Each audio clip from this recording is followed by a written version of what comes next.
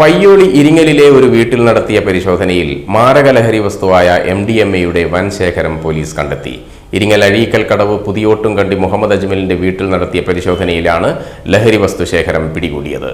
ഇന്നലെ രാത്രി 10ഓടെയാണ് പരിശോധന ആരംഭിച്ചത്. പുലർച്ചെയോടെ മാത്രമാണ് പരിശോധന പൂർത്തിയായത്. എറണാകുളം സിറ്റി ഡാൻസ് ഓഫ് സംഘത്തിന്റെ പിടിയിലായ മുഹമ്മദ് അജ്മലിനെയും ഇയാളുടെ കൂട്ടാളിയായ തൃശൂർ സ്വദേശിയായ ഫാസിലിനെയും ചോദ്യം ചെയ്തതിൽ നിന്നാണ് നിർണായക വിവരങ്ങൾ പോലീസിന് ലഭിച്ചത്.